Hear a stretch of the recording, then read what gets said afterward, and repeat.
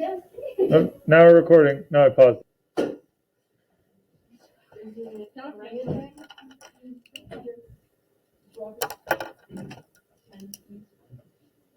Why?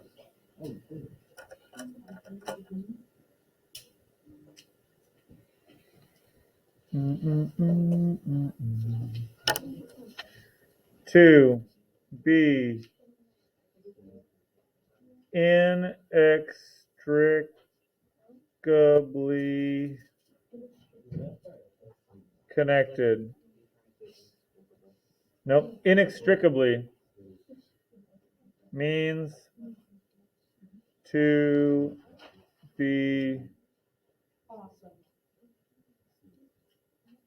impossible to separate.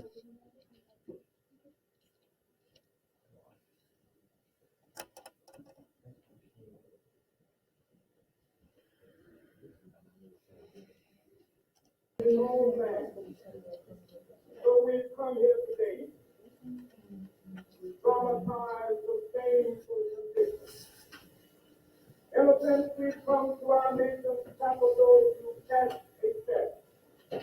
The architects of our republic wrote the magnificent words of the Constitution and the Declaration of Independence.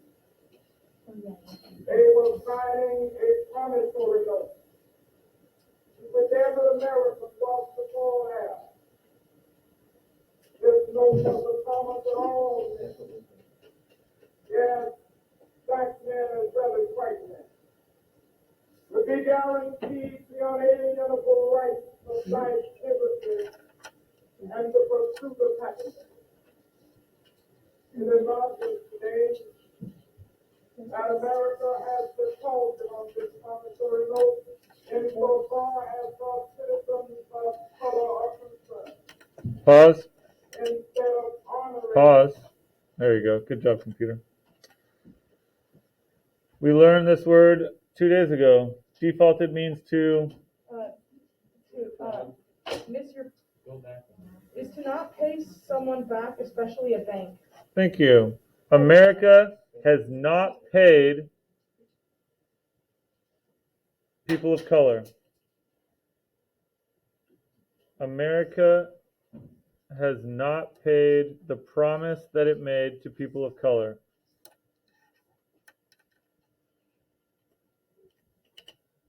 this sacred obligation. America has given the Negro people a bad check. A check which has come back marked insufficient funds.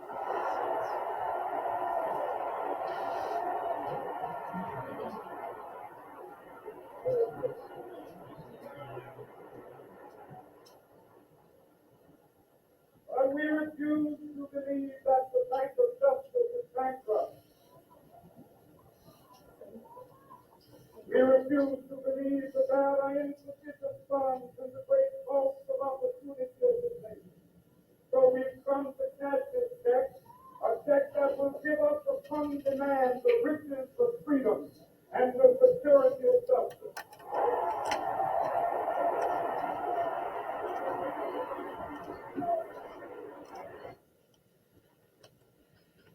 Okay. This is an extended metaphor. It's an extended metaphor because it compares the Constitution's promise to a check. When someone wants to pay you in the old days, they would write you a check if they didn't have cash. People rarely still do it. So the metaphor here compares the government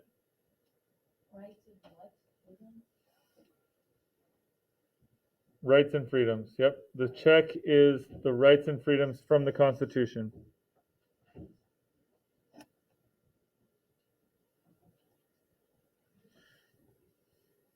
And yeah, that'd be a great metaphor to say it at the beginning.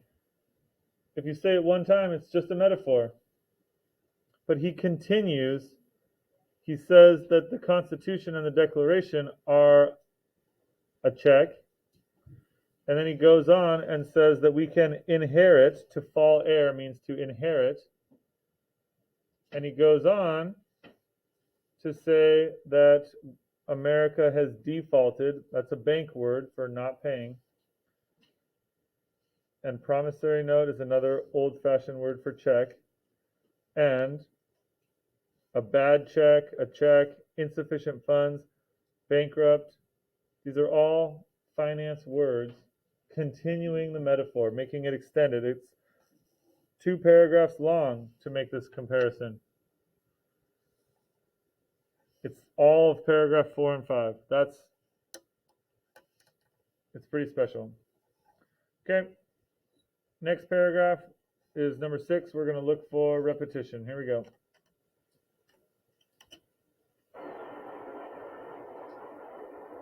We have also come to this hallowed spot to remind America of the still urgency of now.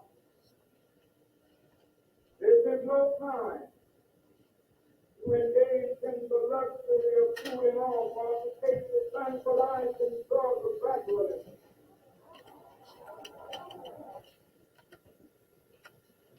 In the 1960s, there were white people in power, leaders, business leaders, intellectuals, and they were saying things like, hey, people of color, chill out. You're protesting too much. We get it. You're upset. Just cool off. Just cool off, and we will gradually work to give you more rights. When your teacher or your parent or your coach says something like, oh, okay, we'll gradually give you more responsibilities, does it ever happen? No, they just say, oh, later, we'll go to Disneyland some other time, later, we'll do it later, tomorrow.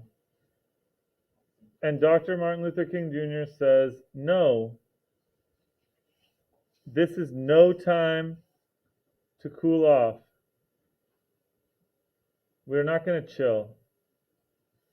We're not going to be satisfied with a gradual process for more rights. He says now is the time. Get your underlining ready because he's going to say it a couple of times.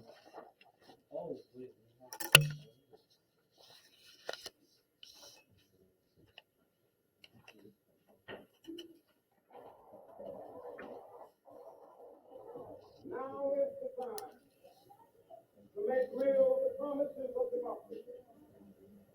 Now is the time to rise from the dark and desolate valley of segregation to the sunlit path of racial justice. Now is the time to lift our nation from the quicksand of racial injustice to the solid rock of brotherhood. Now is the time to make justice a reality for all the lost children. It would be fatal for the nation to overlook the urgency of the moment. This sweltering summer of the Negro's legitimate discontent will not pass until there is an invigorating autumn of freedom and equality. Okay, let's listen to that last sentence one more time. It's kind of weird. Put your finger on this sweltering summer. This sweltering summer of the Negro's legitimate discontent.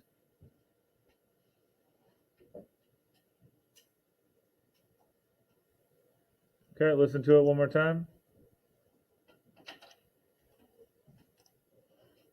To overlook the urgency of the moment. Here it is. This sweltering summer of the Negro's legitimate discontent will not pass until there is an invigorating autumn of freedom and equality. Okay, now listen to this.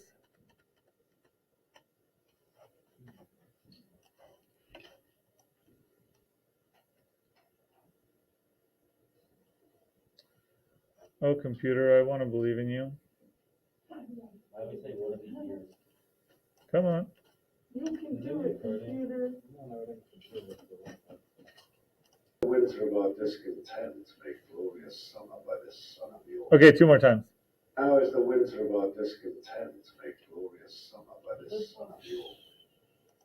Now as the winds are about discontent, make glorious summer by the son of the old. I think this might be the 4th most famous Shakespeare line. Of all the Shakespeare lines. What's the third most famous?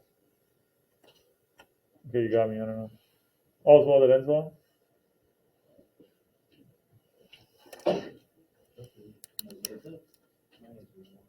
Don't worry, I don't want to go down that road right now. I just want you to know that that line that I played for you 6 times is a really famous Shakespeare line. Now, do you study Shakespeare? You're in 9th grade, probably not. Maybe you read some in 8th grade, but probably not. Maybe when we start reading Romeo and Juliet in exactly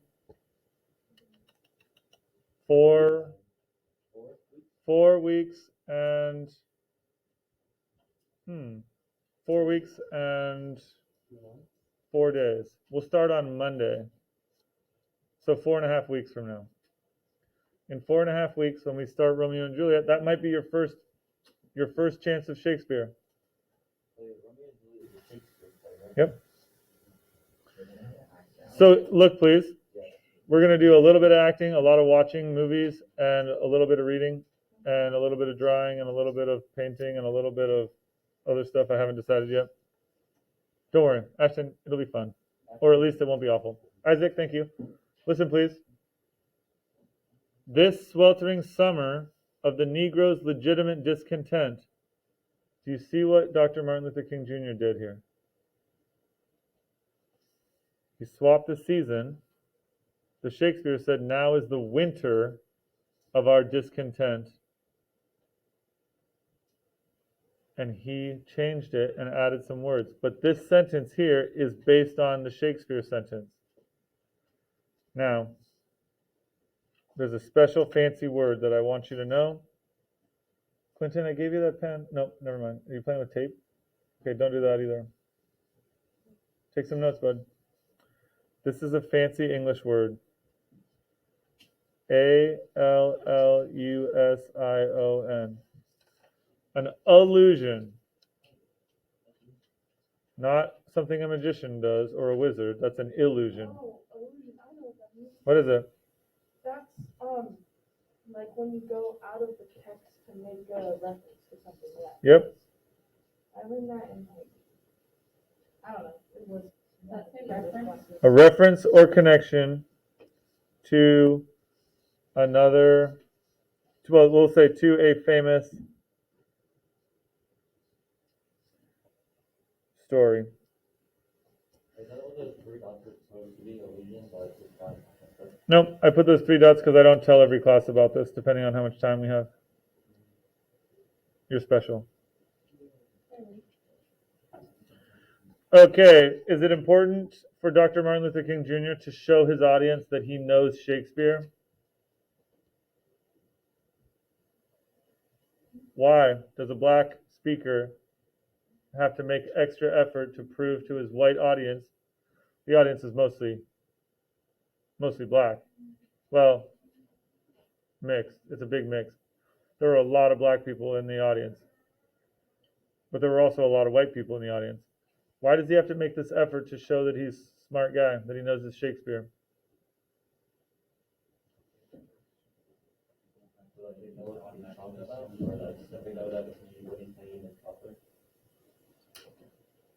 If you look at that triangle you made, it goes back to ethos. Is Dr. Martin Luther King Jr. an authority? Is he an expert? Is he a trusted, intelligent person? Maybe quoting Shakespeare helps make him seem more intelligent. Okay, questions? Here we go, moving on. 1863 is not an end, but a beginning. Those who hope that the Negro needed to blow off steam and will now be content will have a rude awakening if the nation returns to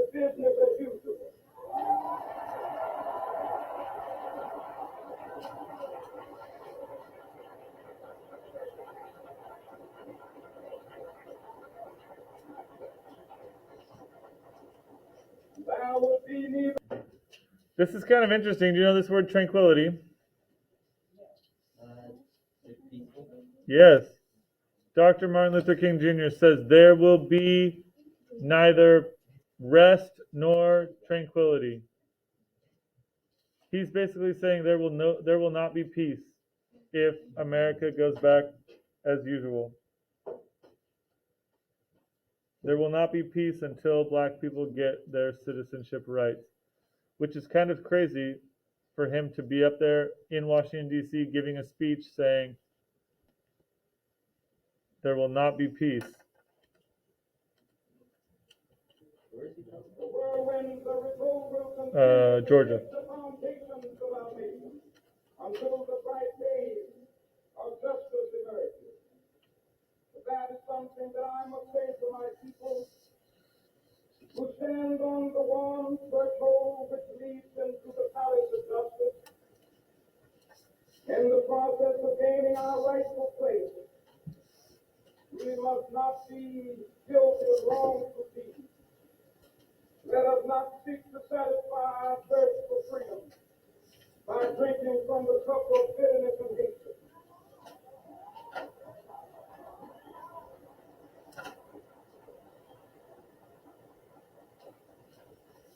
We must forever conduct our struggle on the high plane of dignity and discipline. We must not allow our creative protest to degenerate into physical violence. Again and again, we must rise to the majestic height of meeting physical force with soul force. The marvelous new militancy which has engulfed the Negro community must not lead us to a distrust of all white people. For many of our white brothers, as evidenced by their presence here today, have come to realize that their destiny is tied up with our destiny.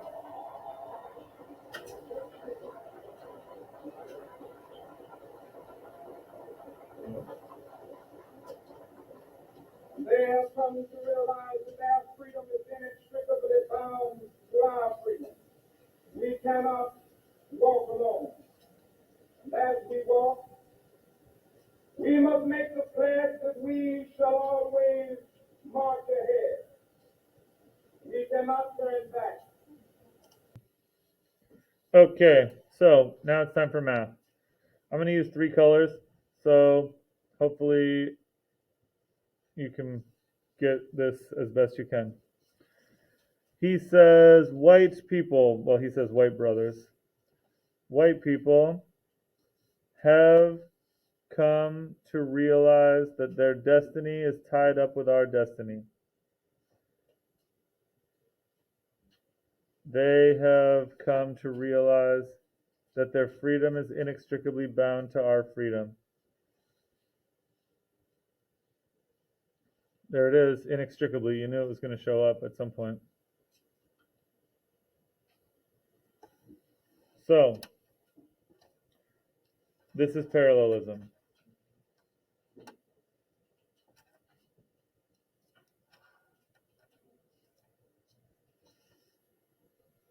I'm going to write it as small as I can, right below here.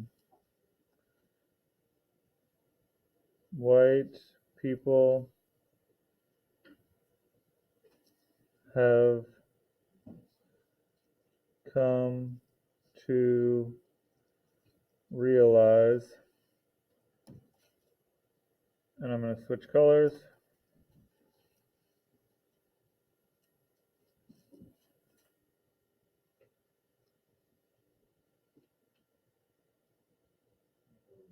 How are you getting this written down, my man?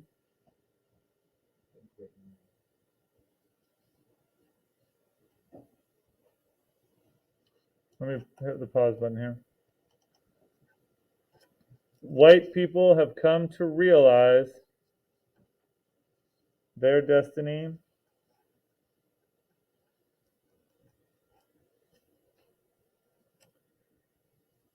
is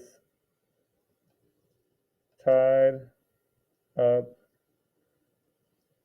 with our destiny. And then it says again, they have come to realize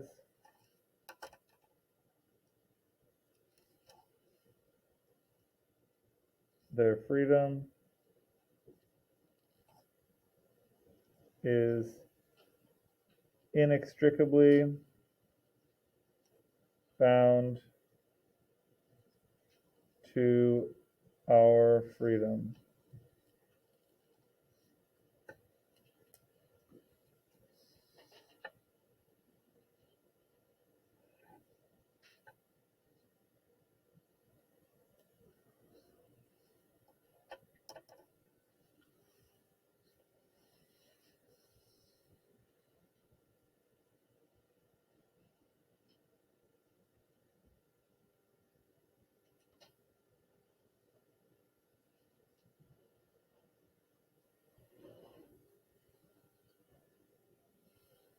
Okay, it's algebra time.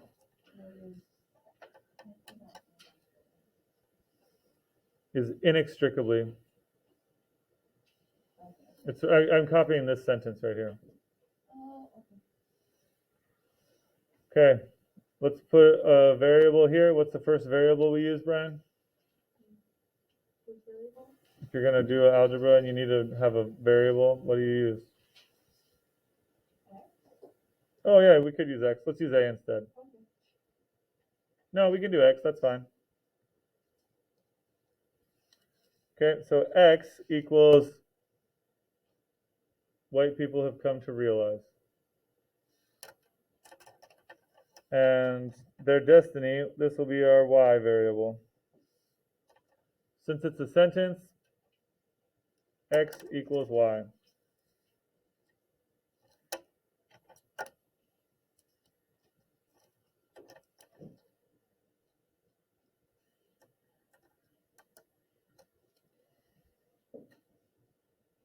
People have come to realize is x, so what is they have come to realize? It's the same, so what variable do we give it? Also x.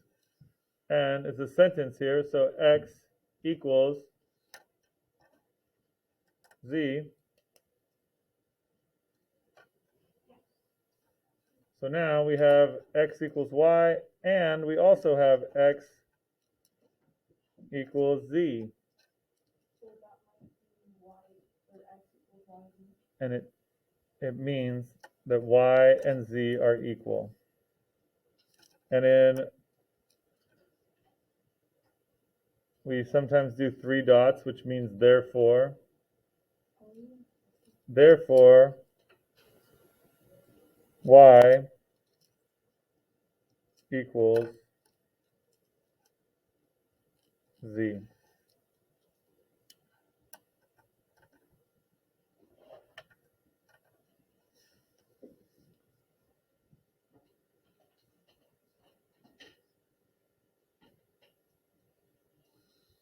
Okay, let's keep going. We're going to get to another example that's even better.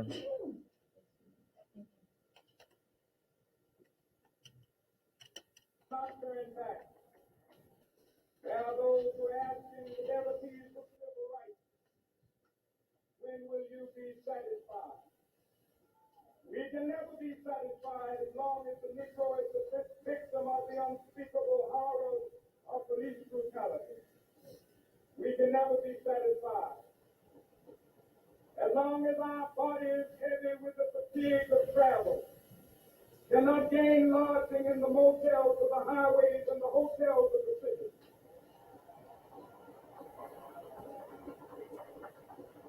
We cannot be satisfied as long as the Negro's basic mobility is from a smaller ghetto to a larger one.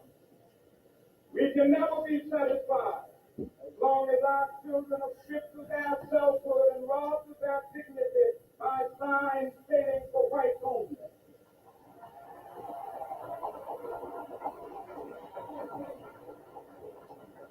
We cannot be satisfied as long as a Negro in Mississippi cannot vote and a Negro in New York believes he has nothing for which to vote. Okay, and that's the one I want to talk about.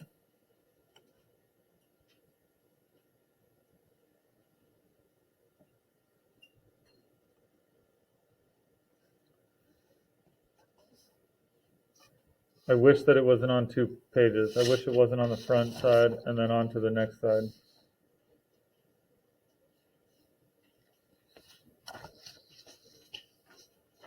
This one is a little bit tricky because the sentence part that's exactly the same, the X variable, he doesn't say it. It's implied in this and.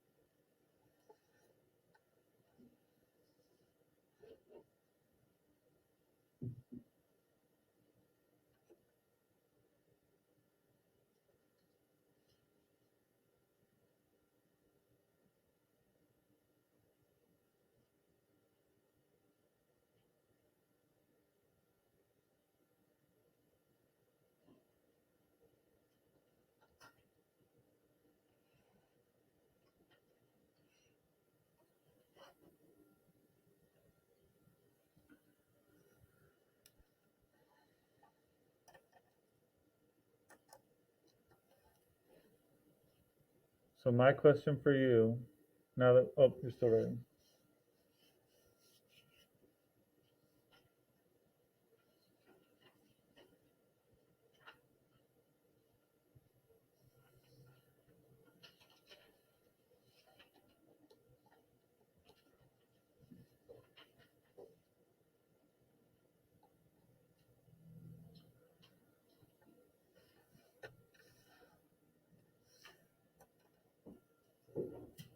Can you see how these sentences are parallel structure? A, noun, preposition, noun of place, adverb, verb, adverbial phrase, verb. Cannot here matches up with nothing for which to, and then verb vote matches up. Do you see how they match up perfectly? The structure is perfectly the same. The words are different, but the structure is the same. This means cannot vote. Well, let's do it in red.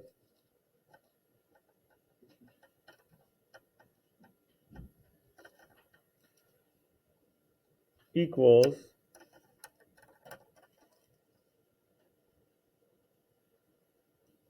nothing for which to vote. Now, is that true?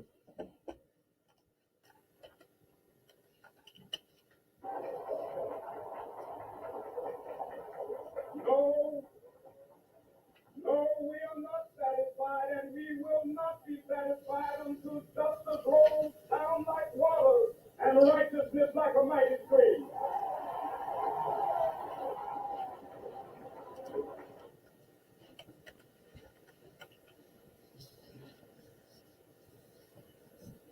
Great listening. Thank you. I know it's hard. It's end of the day, middle of the week. I get it. Justice like water and righteousness like a mighty stream. This is an ethos famous text. Have you heard these words before? Like this? Righteousness like a mighty stream. Please excuse the interruption.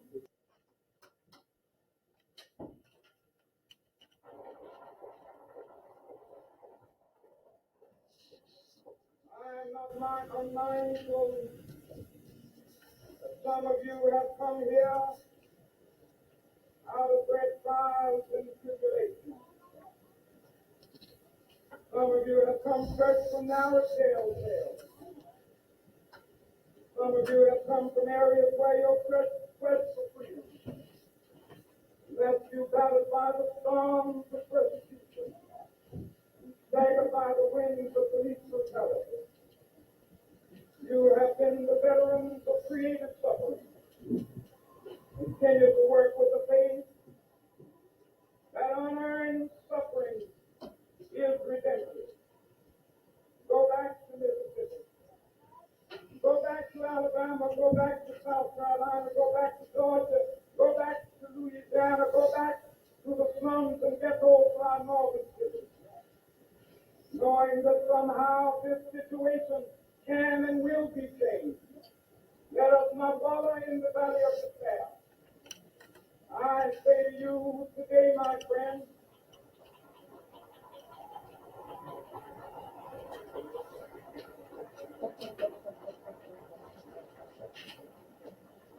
so even though we face the difficulties of today and tomorrow, I still have a dream. And then we are off to the races. The last little bit that we'll do tomorrow is the part that you've heard before.